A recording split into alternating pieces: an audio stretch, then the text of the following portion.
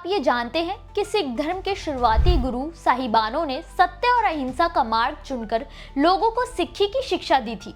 वो सदैव सदाचारी रहकर संगत सेवा करने की सीख देते थे। पांचवें गुरु गुरु अर्जन देव की शहादत के बारे में हर सिख जानता है। कैसे मुगल शासक जहांगीर ने उन्हें न केवल लाहौर के किले में कैद कर दिया बल्कि उन्हें तमाम यातनाएं देकर 1606 में मार दिया था।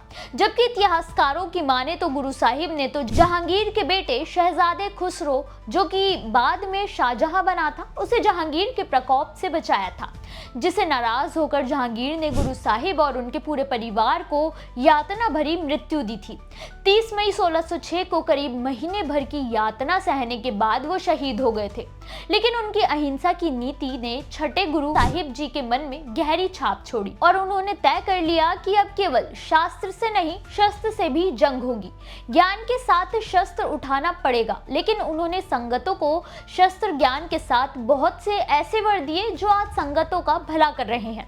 उन्हीं में से एक गरना साहिब का वो पेड़ जिसे छूने मात्र से व्यक्ति के सारे अटके काम बनने लगते हैं।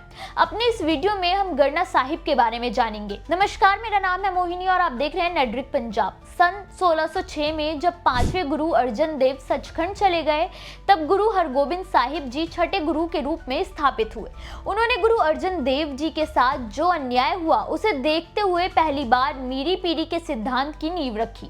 गुरु साहिब ने मीरी यानी कि राजनैतिक सांसारिक शक्तियों को और पीरी यानी कि आध्यात्मिक शक्तियों को एक साथ लेकर चलने का सिद्धांत दिया था।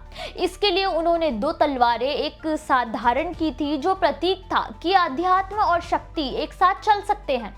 उन्होंने ही पहली बार हरमंदिर साहिब में अकाल तख्त की स्थापना की थी। शुरुआत में उन्होंने सिखों को मजबूत बनाने के लिए काम किया। इस दौरान उन्होंने धर्म का प्रचार करने के लिए कई यात्राएं भी की। इसी एक यात्रा का वृतांत हम आपको सुनाते हैं। जब उन्होंने एक मामूली से गन्ना के पेड़ को न केवल आशीर्वाद देकर महान बनाया, बल्कि 3-3 बार कटने के बाद भी वो पेड़ 400 सालों के बाद भी भक्तों के भले के लिए खड़ा है। कहते हैं कि करीब 1620 के आसपास गुरु साहिब धर्म के प्रचार की यात्रा के दौरान होशियारपुर के गांव बौदल पहुंचे थे, जहां के जंगलों में ज्यादातर गन्ना के पेड़ हुआ करते थे, जो कि एक लाल रंग के खट्टे मीठे फल होते हैं।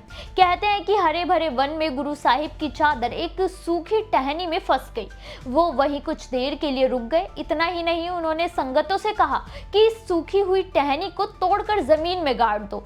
संगतों ने ऐसा ही किया। गुरु साहिब जानते थे कि इस घटना के पीछे भी संगतों का भला ही होगा, इसलिए उन्होंने उस सूखी टहनी को वरदान देते हुए आदेश दिया कि उस टहनी के कारण वो उस जगह पर थोड़ी देर के लिए अटक गए, इसलिए वो टहनी भी हमेशा वही रहेगी और हरी भरी रहेगी। इतना ही नहीं, जो संगतें यहाँ की यात्राएं करके उस पेड़ को छुएंगी, मत्था टेकेंगी, उनके सारे रुके हुए काम पूरे होने लगेंगे, उनकी सारी इच्छाएं पूरी होंगी। गुरु साहिब ने आशीर्वाद दे दिया और आगे बढ़ गए।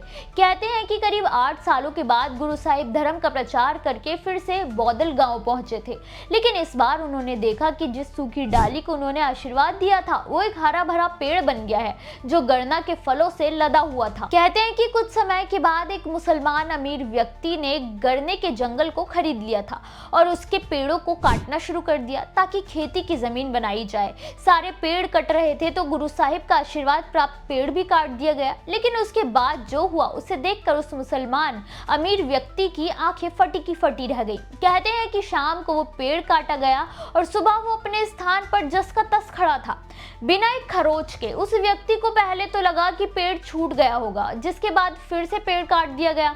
लेकिन अगली सुबह फिर से पेड़ बिना खरोच के अपने स्थान पर था, जिससे गुस्सा होकर तीसरी बार जड़ समेत उखाड़ दिया। लेकिन उस मुस्लिम व्यक्ति को अपनी गलती का जल्दी एहसास हो गया। आधी रात को उसे सपने में भविष्यवाणी सुनाई दी कि उस गन्ने के पेड़ को वहां से हटाने का विचार त्याग दे, क्योंकि वो गुरु साहिब हरगोबिंद साहिब जी ने लगाया हुआ है और संगतों के भले के लिए ये पेड़ अनंत काल तक रहेगा।